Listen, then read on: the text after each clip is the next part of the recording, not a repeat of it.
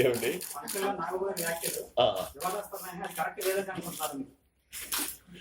నాగబాబు గారి మాటలు తను హర్ట్ అయ్యాడు, తను రియాక్ట్ అయ్యాడు. హర్ట్ అనేది అలాంటి మాటలు వింటప్పుడు మేము కూడా ఫీల్ అవుతాం, హర్ట్ అవుతాం. బట్ నేను రియాక్ట్ కాను వాటిని పట్టించుకోదు. I just turn off. So తనలాంటి వాడు ఏంటంటే తను రియాక్ట్ అయ్యాడు. ఒక్కోడు ఒకలాగా రియాక్ట్ అవుతుంటారు, అందరూ ఒకలాగా ఉండాలి లేదు. సో నేను ఒకలాగా ఉంటే తను ఒకలా ఉన్నాడు. That's his nature.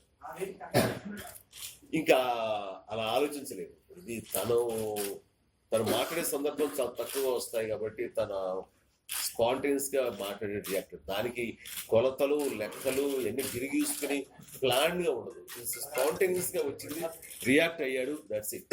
ఇంకా దాని మీద ప్రజలు అనేది నేను చేయను. నేనైతే రియాక్ట్ కాదు, నా నేచర్ వేరు. తను రియాక్ట్ అయ్యాడు, తను తరఫు నుంచి అది తప్పేం కాదు. ఎలా అంటారు? ఇలాంటి విషయాల్లో మీరు గట్టిగా ఏదైనా డిసిషన్ తీసుకొని మాట్లాడితేనే అలాంటివి ఆగుతాయి. కాన్సర్ట్ అవుతుంది, ప్లాన్గా చేయాల్సిందే అండి.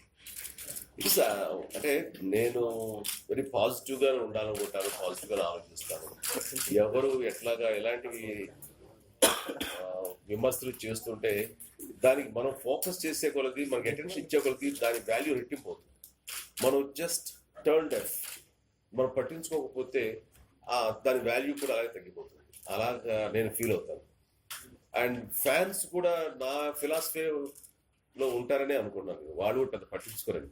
వాళ్ళు కూడా హర్ట్ అవుతాను. ఏంటిదా మా హీరో మా చిరంజీవి మాట్లాడడం ఇతనేంటి, వీళ్ళందరికీ సాఫ్ట్ టార్గెట్ అయిపోయాడు అనే ఫీలింగ్ ఉండి హర్ట్ అవుతారు. బట్ ఒకళ్ళు హర్ట్ చేయడం అనేది ఎంతవరకు కరెక్ట్, అనాలోచితంగానూ ఆయాచితంగా మాట్లాడి ఎంతవరకు హర్ట్ అనేది వాళ్ళు ఆలోచించుకోవాలి. అందుకు ఇలాంటివన్నీ వాళ్ళ విజ్ఞతగా వదిలేస్తాం. అసలు లేదండి, ఆయన చాలా గొప్ప వ్యక్తి. అలాంటి వ్యక్తితోటి గొడవలు ఎందుకుంటాయండి? చాలా మంచి స్నేహితులుగానే ఎప్పుడు కలుసుకుని మాట్లాడతాం. అలాంటివి అసలు లేదండి గొడవలు అంటే. ఆయనే కాదు కదా, ఎవరితోటి ఏ గొడవలు ఉండవండి. అలాంటి నేచర్ మా ఫ్యామిలీగా కాదు.